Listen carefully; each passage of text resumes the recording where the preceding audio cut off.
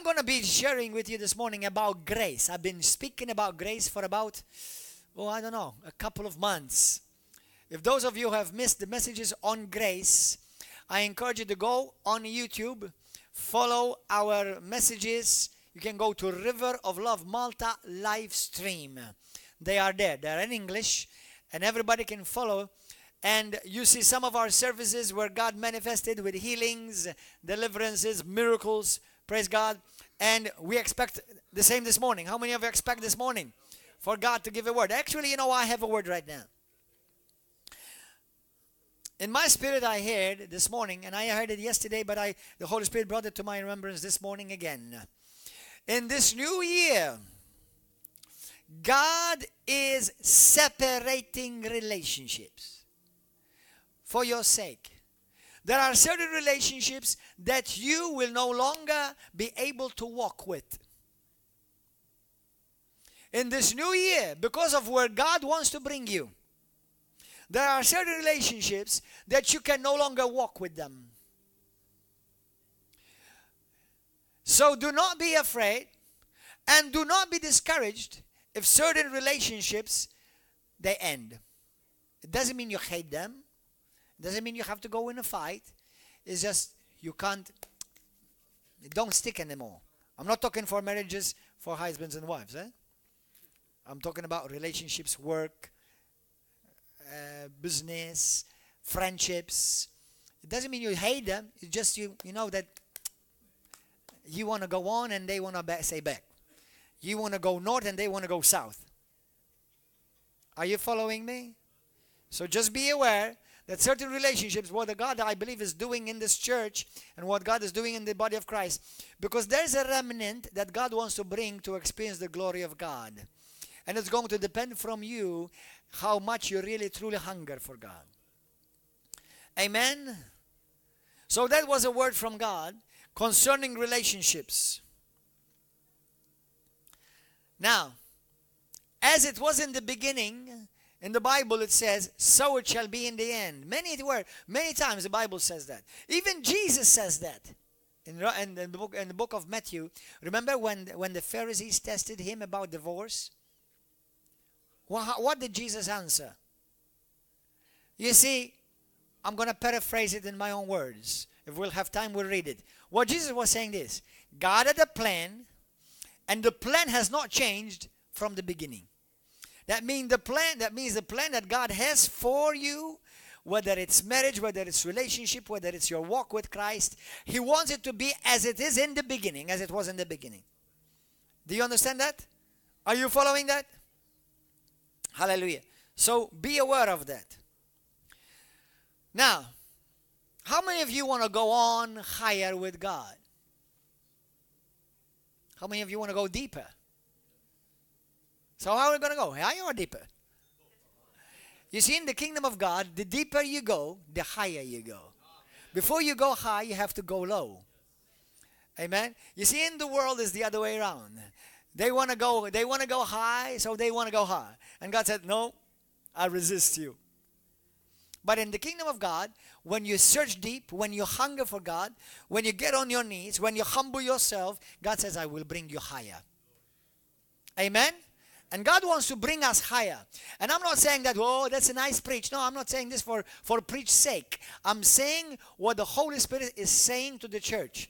How many of you believe that we are drawing to the last days? How many of you believe we're in the last days? Some of you are in your last days if you don't be careful.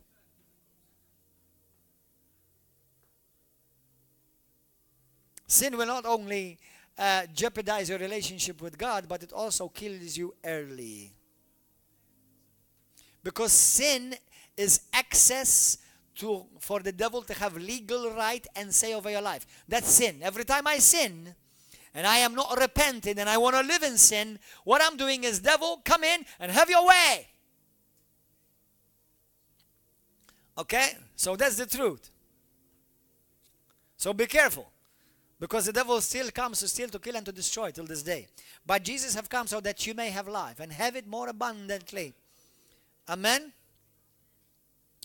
Now, what I feel in my spirit, what the Spirit of God spoke to me yesterday, is that we have not been seeing what God truly wants us to see. How many of you want to see what God sees? How many of you want to see what God wants you to see? Now, what happens if God wants you to see things that when you see them you say, oh no? What about you actually start seeing things that you know that your evangelical religious brethren start telling you, oh, be careful about that. Oh, be careful what you say. You know, the Spirit of God spoke to my heart yesterday that many Christians, whether they're Roman Catholics, Protestants, Evangelicals, Pentecostals, they identify more with being an evangelical, being a Roman Catholic, or being Pentecostal, or being Baptist, more than being a Christian. You see, many are afraid to take the lid off. Are you understanding something here? Many are afraid to take the lid off. You know why? Because they're afraid to be criticized of being called extreme or too much. How many of you want to be too much? I serve the God of too much. I serve the God of too much. And God wants to bring you to the level of too much. Abundance. Running over. But I assure you, I guarantee you, there are things in the Bible, you have read them, but you are afraid to see them. Are you understanding something? Let me repeat that. There are certain things in the Bible that you have read. How many of you read the Bible? Please make sure you read the Bible every day. Read your Bible every day. Now, sometimes you have a long time to read. Sometimes you have an hour to read. Sometimes you have 5 minutes to read. Okay? But at least read something from the Word. Be fed the Word every day. Something. Be fed the Word of God every day. Sometimes when I'm in a rush, I do it on the throne.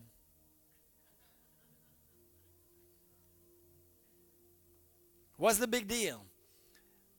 Amen? God has seen my naked butt. He created it. He's not scandalized. Actually, you know, because I want to fit it. You know, sometimes in life you get so busy. You know, some days are more busy than others. How many you found that out? And I was like, oh my goodness, already a day has gone by and I haven't read the Bible, or I haven't done it, or I haven't prayed, or I haven't done what I was supposed to do. So make sure that every day you're fed the Bible. A little bit. If you're on the bus, read the Bible. If you're waiting on the stage, read the Bible. If you're waiting for somebody, read the Bible. Don't waste your time. Because one word will change your life forever. One word. But anyway, there are certain things that if you are really ready to take the lid off spiritually, you're going to be criticized. Now I'm going to make a public confession, and I loved making it yesterday. I'm going to repeat it today for just in case anybody misunderstood me yesterday. I'm going to repeat it today in English. Few months ago, somebody, in Maltese they say, "Iruni." How do you say that? Insulted me. Or they did something, they said some things thinking that they're going to insult me with it. And they said to me, "You are not a church, you're a movement." And man, I was so glad they said that. That just turned on a switch in me. Do you know that sometimes adversity helps you rise up to something that you have been laying dormant not to face it? Do you know sometimes adversity will force you to come to and to rise up to your potential? Have you ever found that out? Adversity will come, darkness came so that you shine brighter. Hello. You see, some of us sometimes we say, oh Lord, why is this happening to me? He said, it's happening so that you can shine. It's happening so that my glory will be revealed in you. Amen. Hallelujah. It's true. It's true. It's the truth. You know, we like to read about the heroes of the faith, but we forget that for them to have gotten there, what adversity they had to go through. And adversity comes to make you shine brighter, to launch you into your utmost potential in Christ. Amen? When problems come, say, okay, this is another opportunity. When a problem comes to you, look at it. Oh, this is another stepping stone, not a stumbling block. It's a stepping stone. This is going to get me higher. Hallelujah. Amen? So anyway, yesterday I made a public confession. I'm going to repeat it in English for all the world to hear it. I don't want to no longer be considered evangelical. I no longer want to be considered Pentecostal. I no longer want to be considered charismatic. Now, all these have good things in them. But I have met many Christians, and obviously I'm not Roman Catholic, not even one bone in me. But all these things, I have met many Christians in my life that what they say to me the first thing is when I meet them is, I'm evangelical, I'm Roman Catholic. Like somebody asks them, are you Christian? Oh, I'm Roman Catholic. Do you understand? But it's not just in the Roman Catholic mentality, it's also in the evangelical church like that. So many, really what they want to do, what they're really saying subconsciously is, I want to fit in the mold of an evangelical. Now I want to break that mold. I don't want the mold anymore. Now, it doesn't mean that there is no good things in it.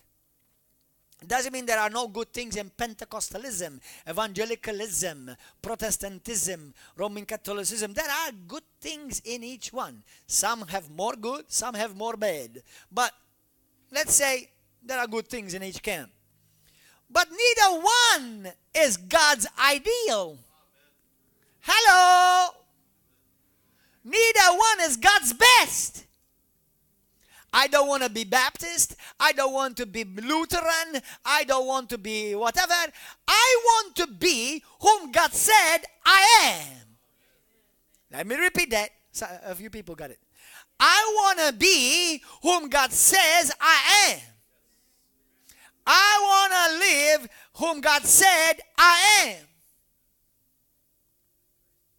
Even the fact when I say I'm a Christian, if you truly meditate the word Christian alone, it already breaks all the molds that I've mentioned. Because Christian alone, the word Christian alone, means to be like Christ. Not like the pastor or like the evangelist or the prophet. Thank God for these gifts. I believe in them. We operate in those things. But there's more. Say there's more. Do you want more? 2019 is the year of more. Hallelujah. It's the year of more. So if you're going to get ready to be more, you're going to be stretched. You're going to force yourself to see for what for many years you have said, no, I don't want to see this. It's too much. I'll give you an example. Is Kurt here today? Kurt is not here. The first time I met Kurt, he's a precious son in the faith today. I love him, and he loves me, and he makes that abundantly clear very regularly. But,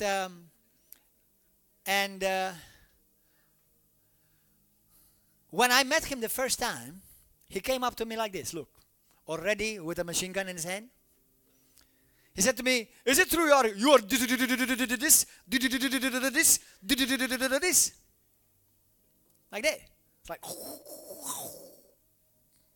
smoking. Somebody stop me.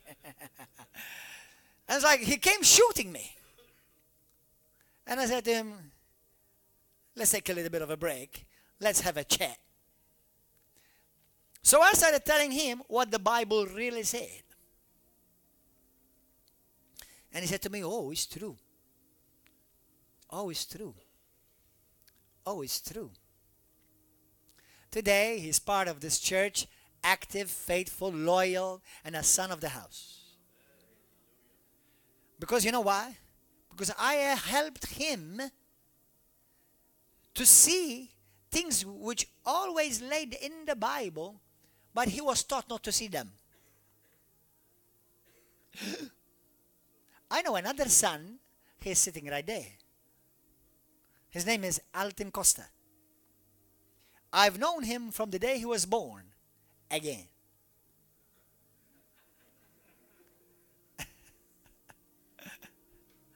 Because on the day he was born again, I was there. I was the delivery mama. He was delivered from the kingdom of darkness to the kingdom of light.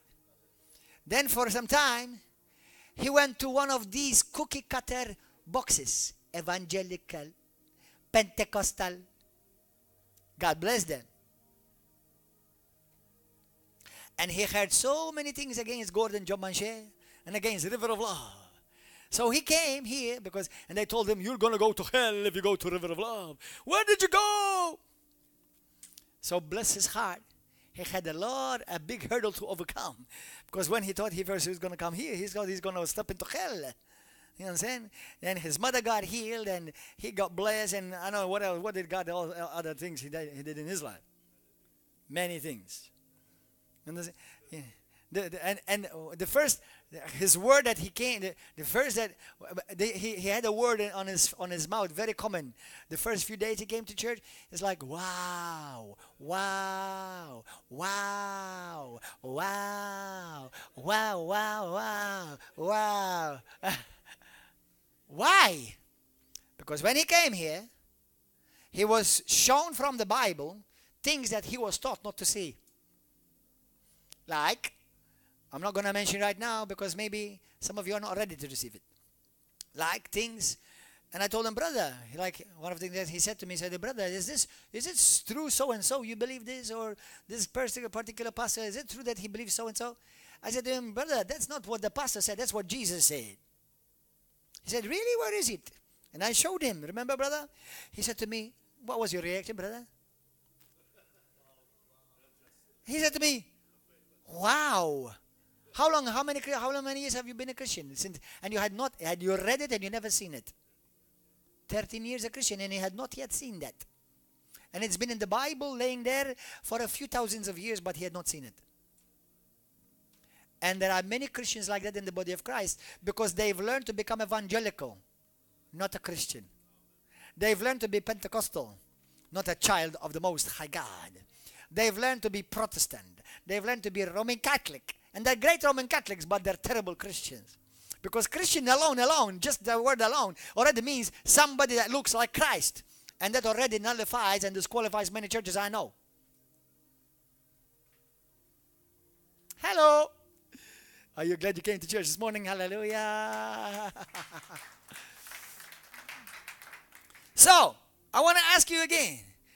Do you really want to go higher this year? Say it, I want to go higher. Bring me higher, Lord. Now, in the kingdom of God, you go higher by revelation. Because the Christianity is a revelation. You cannot go higher by revelation. Without revelation, sorry.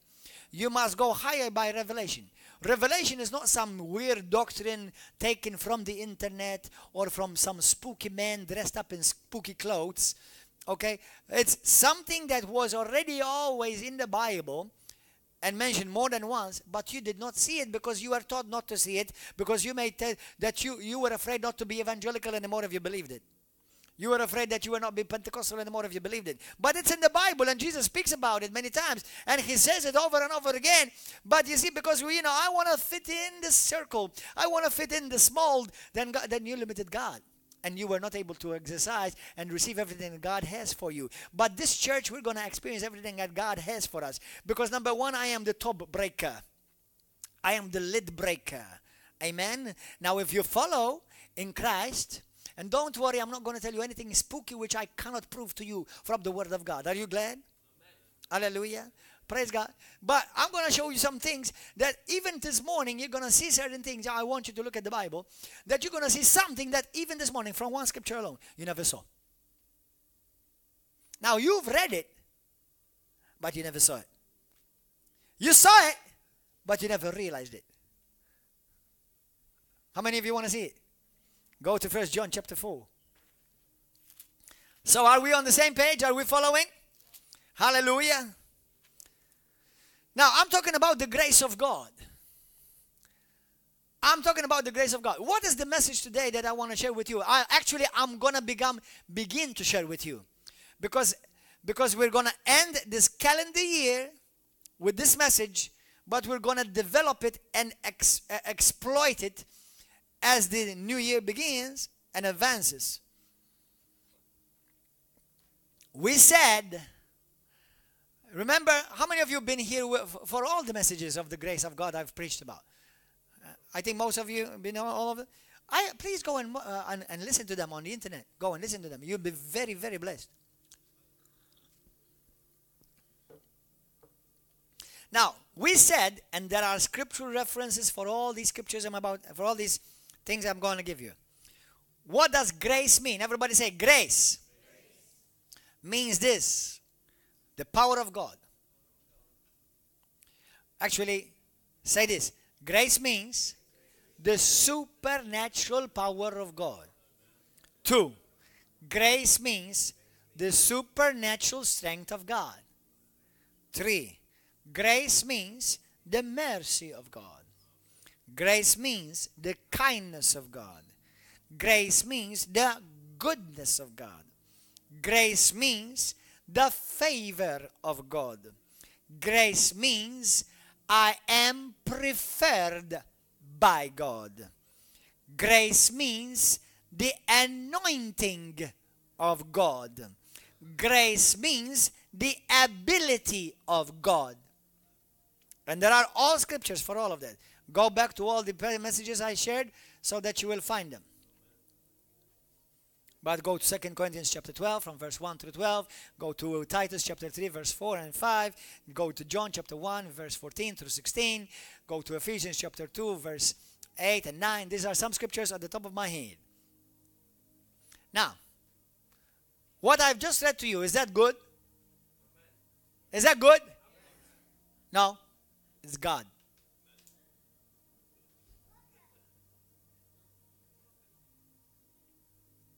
Is it good? It's God. When Jesus, the Bible says, when Jesus appeared, the grace of God appeared. And Jesus is God.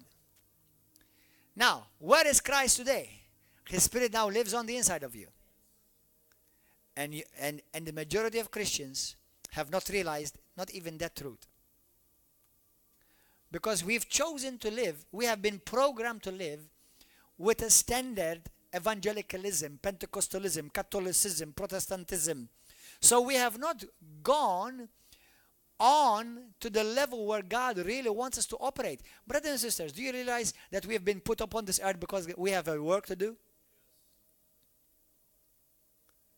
And only if you operate as God had ordained for you to operate, will you change this land? Will you change this nation? Will you change the Mediterranean? Will you change Europe? And we will change the world. Satan should not ever have the upper hand. We serve God of the universe. The Bible said he has the whole nations in one palm of his hand. Christians have the upper hand. But Satan knows it, but Christians don't know it. Say, Holy Spirit, give me revelation. Now, and I give you another thing. What I shared with you about the grace of God, do you know when you see all of that? Do you know when you see all of that? In Eden. What I just described to you is everything humanity lost when Adam sinned. And what I just described to you and more is what Jesus restored back what we lost. Are you getting something? When Jesus came, he didn't bring us a religion. He didn't bring us a system. He brought us the kingdom of heaven, perfect, lacking in nothing. And it was his desire and it's his prayer that his kingdom come upon on earth as it is in heaven. Amen? Are you understanding something? Now this is the realm of the possibility. This is the realm of the miracles common. That's why even now, you who are sick, you who are in pain, you're getting healed. I'm telling you, brothers and sisters, you see, the Holy Spirit ministered to me lately. Why has he led us, why has he led me to speak and to prepare the church about grace? Because without grace, you cannot see the glory. The Bible says, when we saw him, he was full of grace. Of his fullness we received grace upon grace. And when we saw him, we saw the grace of God. So that when the grace of God is released, the glory of God is revealed. When we saw him, we beheld his glory. But before glory comes, the grace of God has to come. Because it's the grace of God that qualifies you for the glory of God. I'm going to say that again. It's the grace of God that qualifies you for the glory of God. You see, without the grace of God, you will fry and you will die. But the grace of God prepares you for the glory of God. Amen? Are we ready to take the lid off? Take the lid off right now. Take it off. Say, I remove the lid in Jesus' name. Hallelujah. I remove every lid in Jesus' name. I bless my evangelical brothers. I bless my Pentecostal brothers. I bless my Lutheran, Baptist, Pentecostal, Catholic, Protestant, Lutheran, and Methodist brothers. But I don't want to be like them. I want to be like Jesus.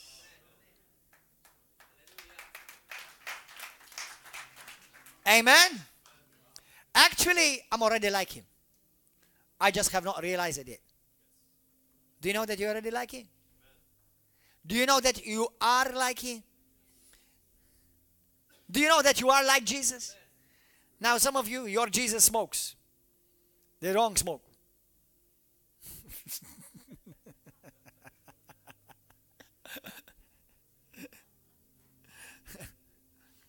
Go to 1 John chapter 4. Hallelujah. Jesus came. He became like us. Say this with me. Jesus became like me so that I will be like him. He became like me so that I become like him.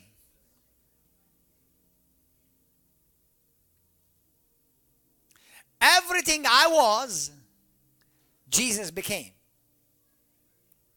Everything that Jesus is, I am. Brothers, we're going to break the barriers.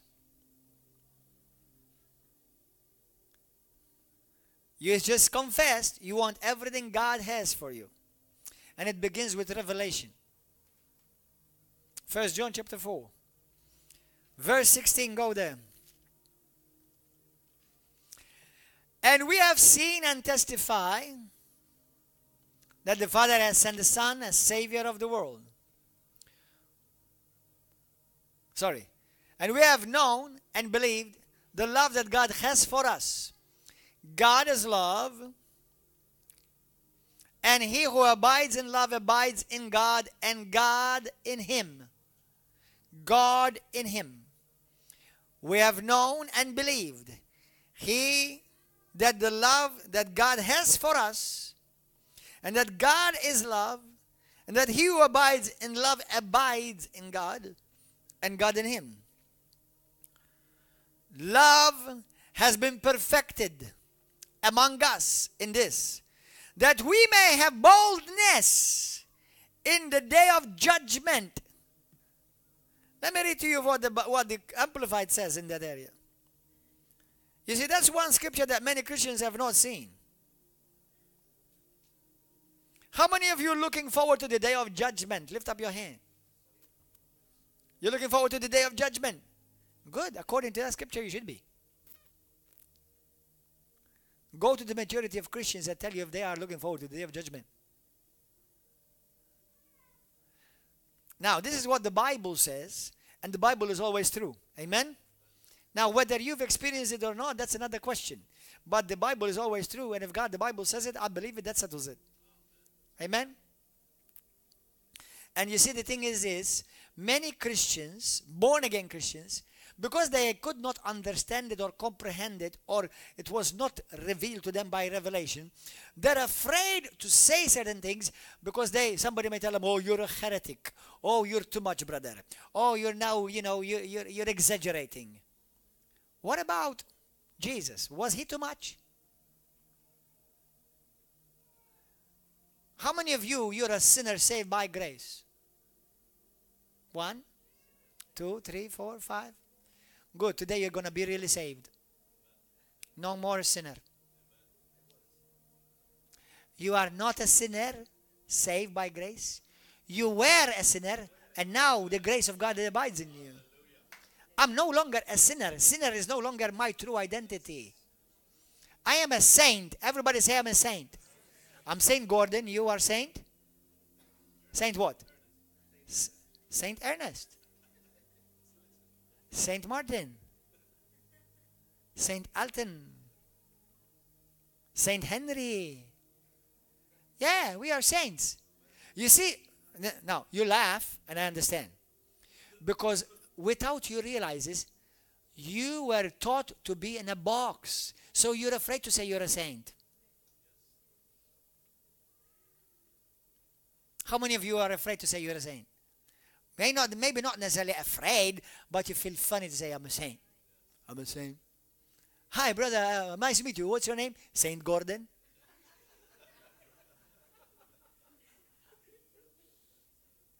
You see, all I'm doing is simply what God said. But because we're afraid not to be accepted, we're afraid not that we will break the mold. We just want to fit in. I don't want to fit in. I want to stand out. I don't want to fit in Jesus' name. Stop fitting in. And that's nothing. The best is yet to come. Look. 1 John 4:17. How many of you, who is a saint in this place? Anyone say any saints? We've just made 1, 2, 3, 4, 5. We've just canonized about 10 people today. Hallelujah. And all the fuss of Rome, it take ages. We just canonize them in one moment. The Bible says we are saints. How many of you know the Bible says we are saints? Then why don't you say you are one? Why? Because you're afraid to be laughed at. You're afraid to be ridiculed. You see, you have not lived up to your potential. You have not lived up to your true identity. And when you live up to your true identity, you will act your identity. But you see, you feel comfortable saying, I'm a sinner, saved by grace. So now you act like a sinner. And that's what people expect from you, to live like a sinner, saved by grace. Even though it's nowhere in the Bible. And you accepted the lie. Do you know there's nowhere in the Bible a sinner saved by grace? You're either a sinner or you're a saint. But because you accepted a lie and accepted it as normal, somebody on that area, on just that truth, put a lid on you. Don't say you're a saint. Whom do you think you are? I don't think who I am. I know who I am. And you're going to find out who you really are. And it's not because Pastor Gordon said it. It's because God Almighty, who shed the precious blood of His own Son, Jesus Christ, said it. And that's just saint. Look at this. Amplified Bible, 1 John 4:17. Hallelujah. Blessed be the name of Jesus. In this union and fellowship with Him, love is completed and perfected with us, so that we may have confidence in the day of judgment, with assurance and boldness to face Him. How many of you are looking forward to the day you die and you to go with boldness and assurance to face God? Now, do you know why you don't feel bold? Because you think He's going to judge you upon your merit.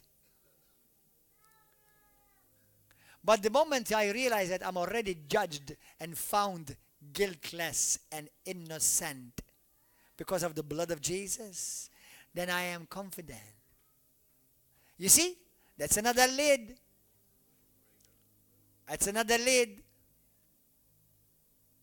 According to this Bible, how many of you, any one of you have this Bible in your hand? Does your Bible say what the Bible say here in my hand? Is my Bible different from yours? It's saying that because of the love of God in us, on the day of judgment, not only I will not be afraid, but I will go to the throne boldly. Now, just in case you think that's the only scripture, there's all the others. One in Hebrews chapter 4. The Bible says, come boldly to the throne of grace. Who comes boldly? The sinner comes boldly. No, the saint comes boldly. You see, when I am bold, oh, Pastor Gordon, that one that shouts and he thinks he's somebody. Stop saying I think. I know I am.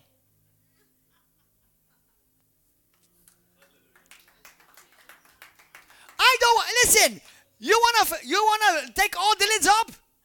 Then get ready to be criticized, just like Jesus was criticized, like great men and women of God were criticized, like giants of the faith were criticized, but they changed and rocked the world.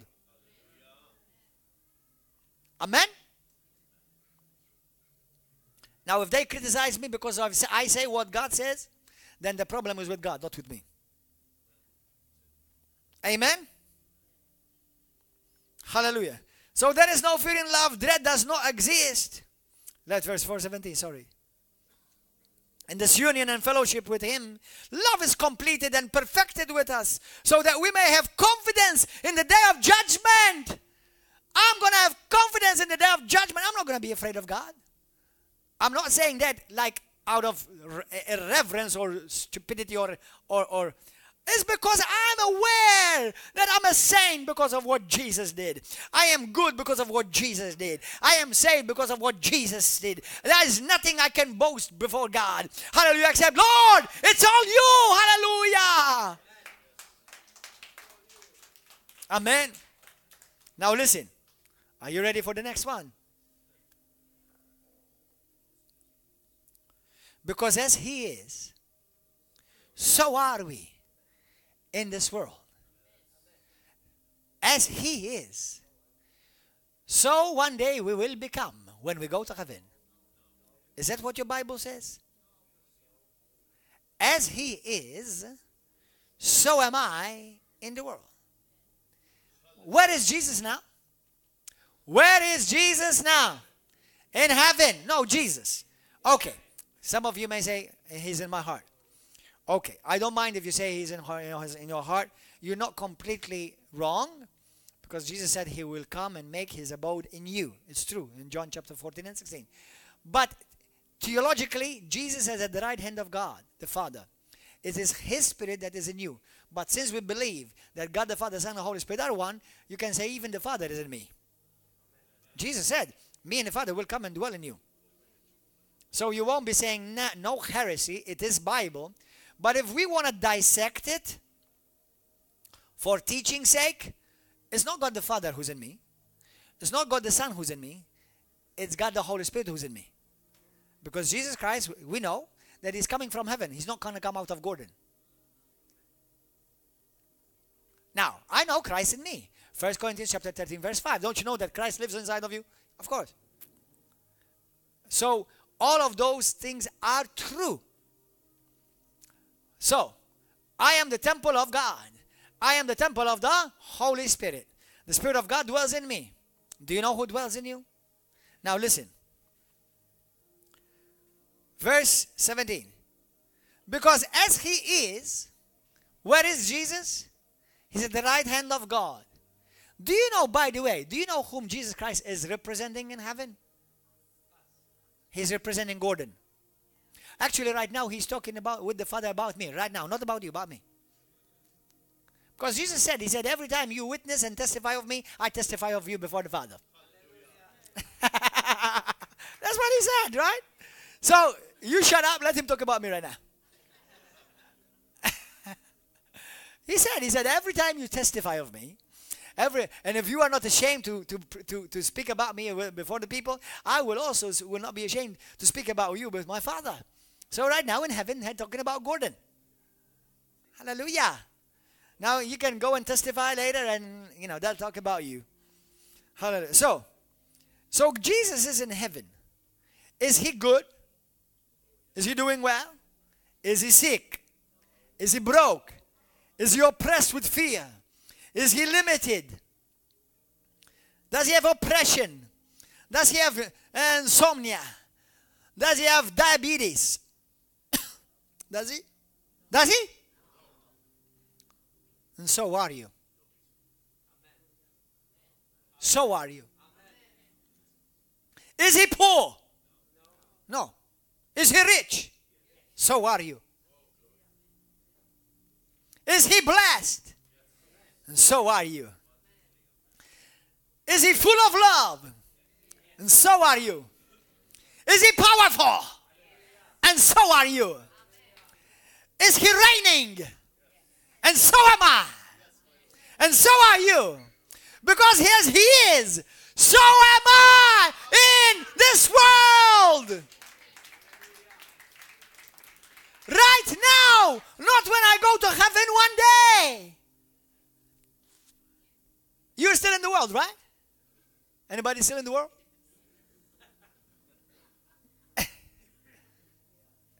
Right now.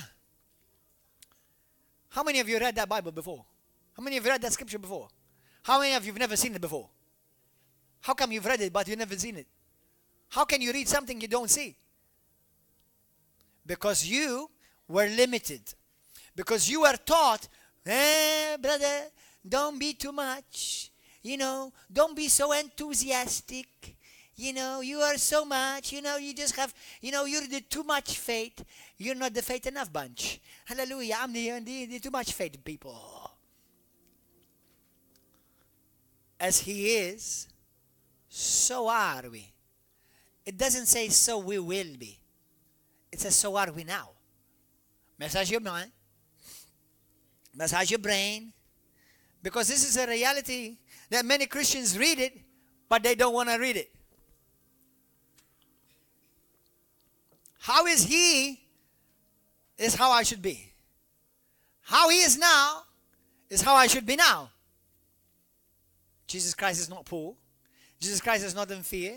Jesus Christ is not bound. Jesus Christ does not smoke. Jesus does not watch pornography. Jesus Christ does not run from one woman to the other, or one man to the other, or both of them.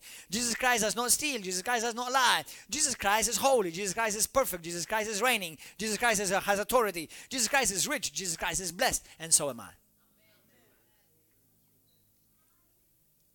Is this too much for you guys? It's the Bible. Say it. It's Bible. Is it in your Bible? If it's not in your Bible, you've got the wrong Bible. Hallelujah. Now, when Jesus came, what did he do? The Bible says, we're going to look at these scriptures as we go on in the new year. Jesus Christ is called the second Adam. Do you know why he's called the second Adam? Because he came to reverse the mess that the first Adam did. Do you know that? Romans 5, 14, 15, 16, and 17 talks about Jesus Christ. The first Adam brought sin and he brought death. Jesus Christ came and he brought righteousness and grace in abundance.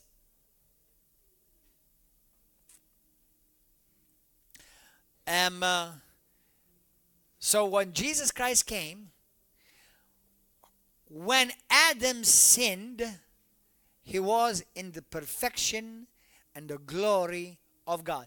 The Bible says, Romans 3:23, for all have sinned and fell short of the glory of God. Do you know what the grace of God will do? It will restore you back to the glory that you once was lost.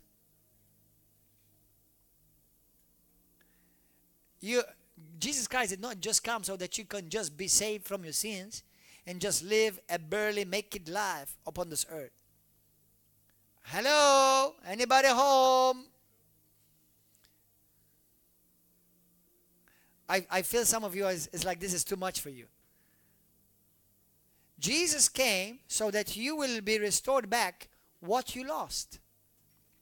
So where were we when we lost it? Where were you when you lost it? Now, we were in the mind of God. We were not yet existed. But we were in Adam. Where was Adam? In Eden. So guess what God is doing in these days? He is bringing restoration to the church, to bring the church to its former, the church is the people, right? To bring the church, to bring the people to their former glory, so that as He is, so they will. I'm going to read you one scripture and we're going to pray. Go to 1 John chapter 3. Are you enjoying this?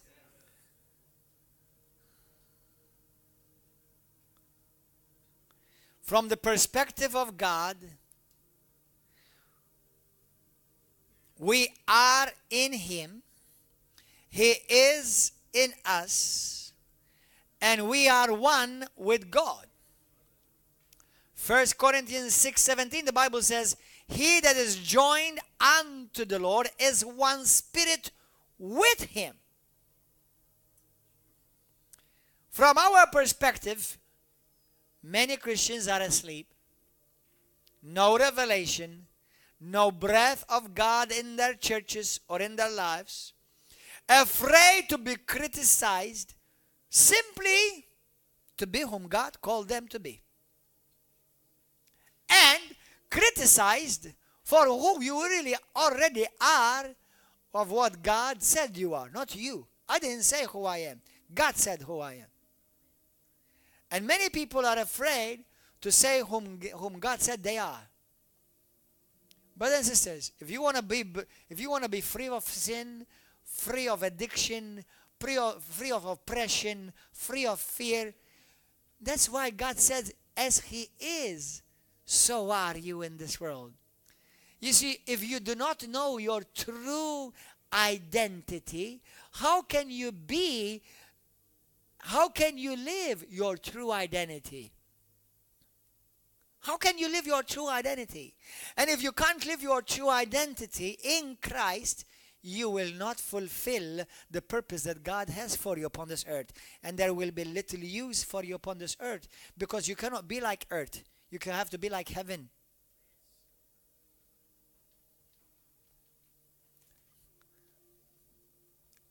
You see, even in the prayer of our Lord, there's so much revelation.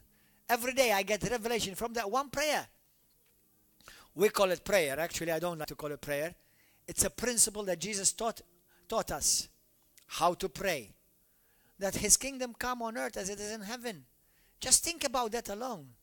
Are you experiencing God's kingdom as it is in heaven? Or you're experiencing God's kingdom as an evangelical Christian? As a Pentecostal? But we don't believe in the power. We don't believe in the falling down under the power of God. We don't believe in speaking in tongues in the church. We don't believe in casting out demons. You're just another religion. And dead one at that too.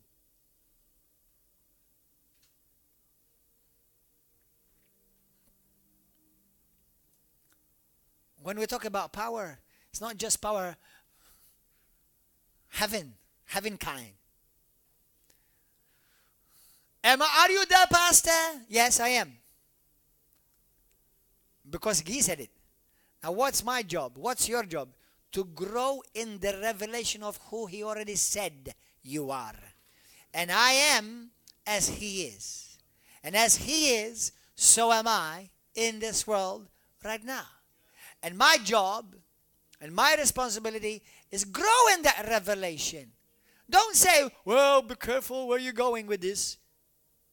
I want to go God's way. God's level. No limit.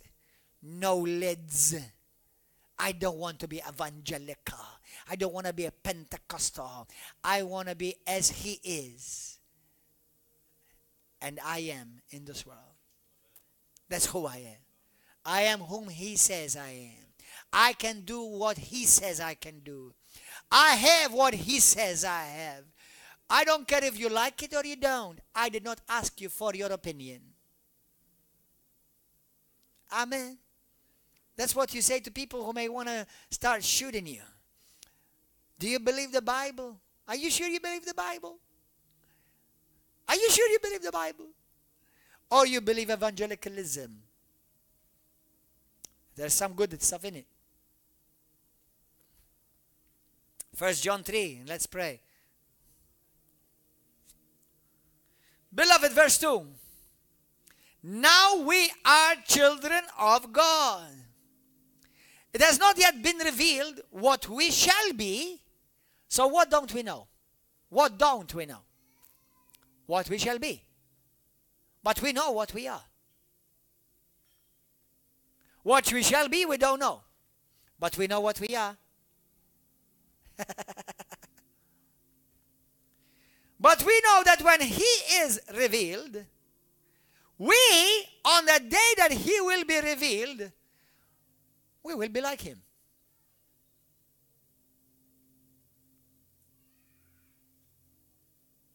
Now, does he say we're going to be like him? Or we're going to find out that day that we're like him? Not we're going to become like him. That day, our eyes are going to be opened. And he said, son, you've been like me all these years. Why have you been acting just like a sinner saved by grace? Because you already like me. Now, is Jesus Christ getting ready to be revealed? How many of you believe Jesus Christ is getting ready to be revealed? Split the skies. As the heat gets closer, we're starting getting warmer. What does that mean? As the coming of Jesus Christ gets closer, revelation in the church of who we are in him is going to get hotter. Because heaven and earth have to be the same, parallel. As in heaven, so it shall be on earth. I like to say this very phrase. Heaven and earth one day will kiss, and there will be no distinction between the two. And we are the kiss. The church is the kiss. Don't expect religion. Don't expect Rome, evangelicalism. You are the answer. You are the answer. You reveal to the world who Christ is by being whom he said you are. You see, he reveals us. That's what in Colossians chapter, oh man, I want to close. But that's what Colossians chapter 3 says. If you have been raised up with Christ Jesus, keep seeking those things that are above, not those things that are on the earth. For you have died and your life is now hidden with Christ in God. When he is revealed, you shall also be revealed. He didn't say you will become. He said you will be revealed. That means you will find out who you really are. But now, let me tell you something. The Holy Spirit is revealing things to the body of Christ for those who are really searching, who are hungering. Before he comes, many are going to find out who they really are in Christ. Many are going to find out, hey, I'm already like him. He already said that. He made me like him. He made me in the image of God. He made me in the image of Christ. And now in Christ Jesus and through his redemption on the cross, I'm already like him as he is. So am I. So am I. So am I in this world. Amen. Let's pray. Are you enjoying this? Did you learn something? Amen. Hallelujah.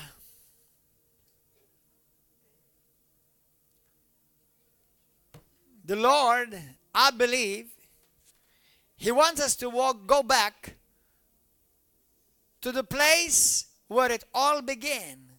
And it all began in Eden. You see, in Eden, what was there? Abundance of grace and abundance of righteousness. Adam and Eve never felt they were any less than God. Now, I know some people they're scared to say that. I'm not God Almighty, I know that. I'm not the Redeemer of mankind, I know that. But in many ways, he said to me, I am like him. I'm not the Savior of mankind, I know that. I know that Jesus Christ is the Savior of mankind. But you know what? We're also co-laborers with him, bringing souls to him. So these are realities that will stretch you. But it's really what true Christianity is about. You see, if it's in the Bible and you don't understand it, the problem is yours, not the Bible. If you see it in the Bible and you can't understand why, how, and how come, just say, Lord, give me revelation because this is too big for me. Oh, bro, this is too much for me. That's right. It's the size of God.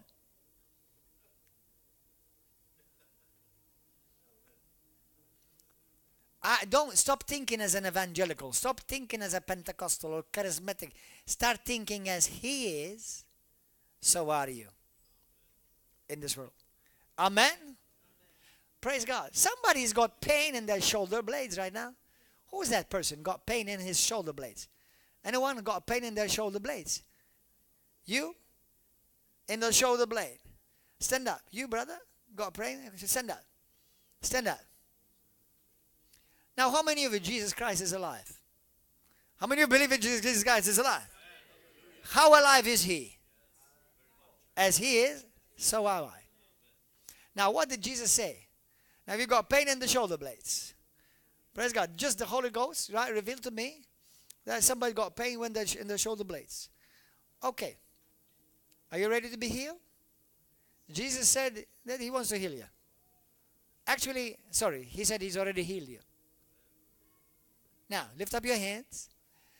Give thanks to God. And you pray for them, brothers and sisters. And release the power of God over their life. Father, in the name of Jesus, I command those shoulder blades, and my brother and my sister and my other brother, shoulder blades be now healed.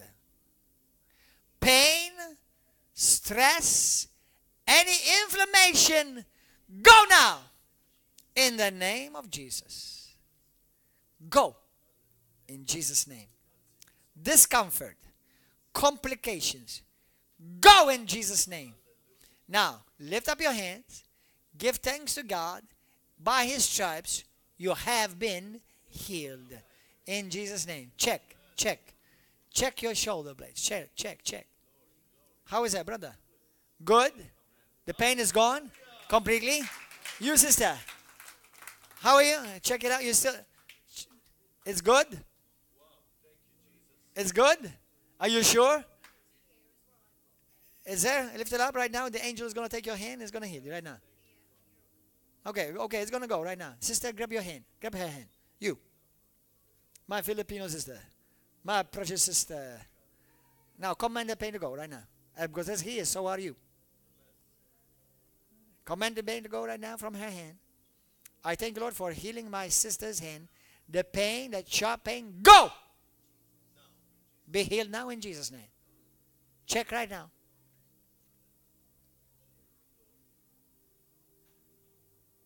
Any difference? Come here quickly. You, brother, how is your shoulder blade? A lot better? Lift up your hands again. Which one is hurting? Which one was hurting? That one? Father, in the name of Jesus, we command that pain and that shoulder blade to go right now in Jesus' name. That pain has no right to stay in that body in Jesus' mighty name. In Jesus' mighty name. That's where you broke it. Well, Lord, I thank you that you make all things perfect. Hands be restored. Bones be restored. Pain, sharp pain, go now. I release the fire of the Holy Spirit in this hand. In Jesus' mighty name. Be healed now. In Jesus' name. Check. I felt the power of God. How is it? Is it gone? Much better. How much better? From 1 to 10, how much? 8. 8? You got 2 more? Let's get it out. Give me a microphone quickly, please. Lord, in Jesus' name, stretch out your hand like this. Hold your hand. Come here, my dear sister, so the people of God will see it and will be encouraged and will see Jesus operating. Okay. Now, I release the power of God in your hand now. In Jesus' name, hand, be healed. I command you now. Pain now, go. Ligaments, every form of inflammation, and every form of complication, I command it to go now. In Jesus' name. Gone. Yeah, that's good. What? That's very good. That's very good. What does that mean? It's much better. How much better?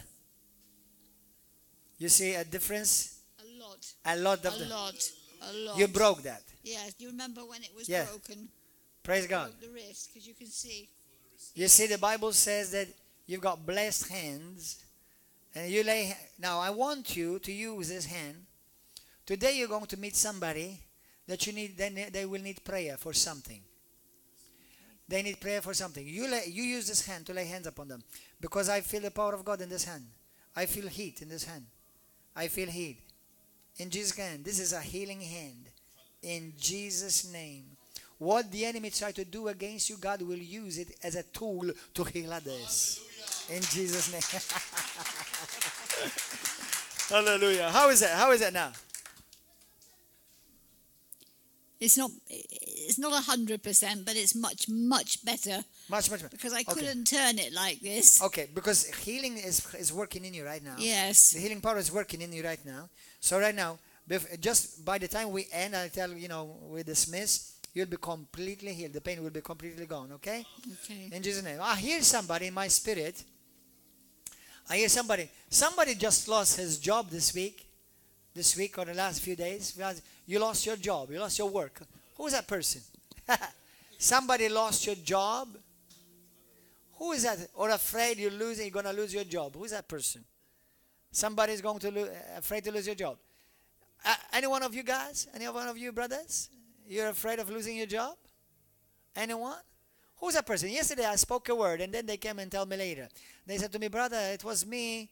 So it's good to speak right now, number one, because it will encourage the church. It will encourage the church. There you go. Thank you. Brother, let me tell you something.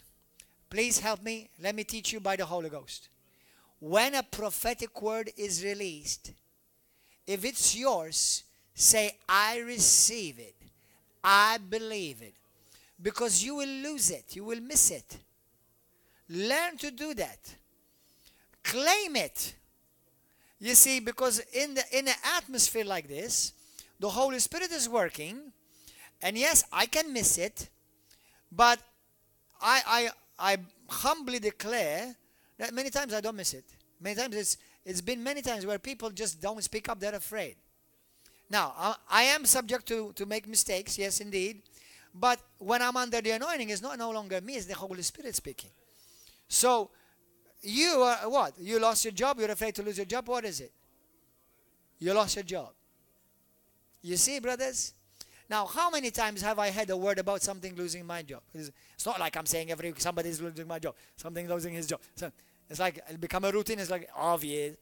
So when there's a specific word like that, That means the Holy Spirit is speaking to somebody and He wants to encourage you. Amen? Stand up. When did you lose your job?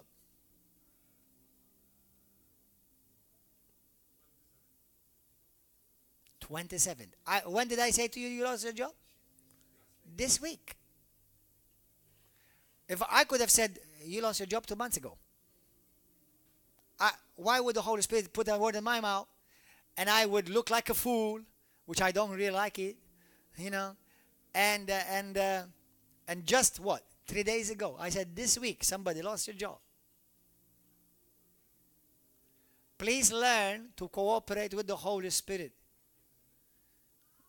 Lift up your hand. Father, I thank you for my brother. Lord, I thank you because you reveal this, because you want him, you want to help him, and you want to bless him. In Jesus' name. Do you desire to have that job back, brother? No. Okay, that's fine. Then you won't have it back. You're going to have something better.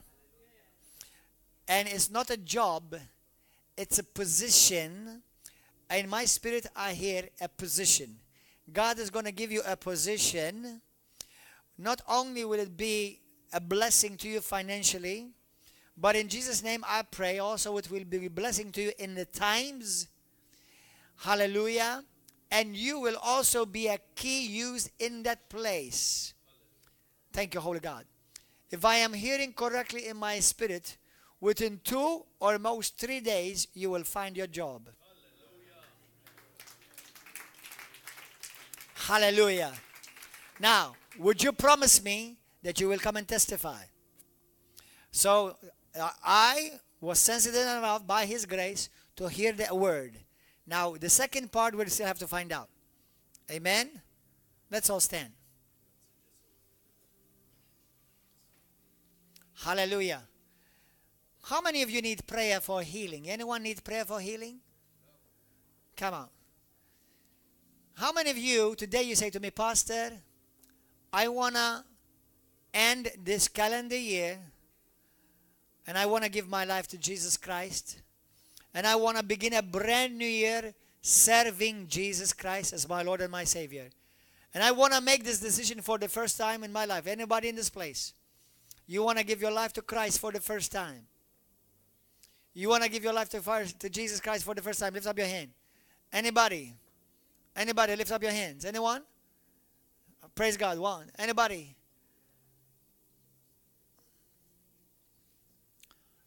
Now, I hear in my spirit also that there is a man that you've been feeling bad and you feel condemned because the enemy has been whispering in your ears that the Lord will not accept you back and you feel condemned. You feel condemned away from the Lord, but the Holy Spirit is indicating in my spirit that obviously, the obvious is that Satan is lying. He's a liar. Satan is a liar. Okay? And the enemy has come against you. Who's that person? Who's that person? Lift up your hand. Who's that person? You have been feeling bad because you've been feeling away from the Lord, and the enemy has come and condemned you. And you feel like the Lord does not want to accept you back. Anybody else? Lift up your hand. Who's that person? Don't be afraid. Don't be shy. God has the solution for you. Who's that person? Are you lifting up your hand?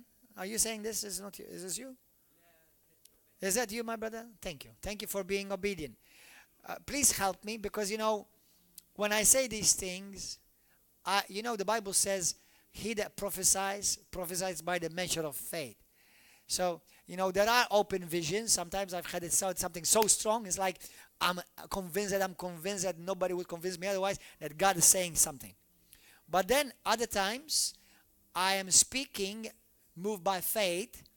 I hear something in my spirit or I see something in my spirit. So what I heard about now was something I heard. Many times I see something. Okay, I see something. Hallelujah. Praise God. You've been feeling, brother, that person, the enemy's been lying to you, and you've been feeling condemned, that the enemy away from the Lord. Is that true? Is that true, my brother? Can you tell us what you felt? Can you tell us in your own words what you felt? Come.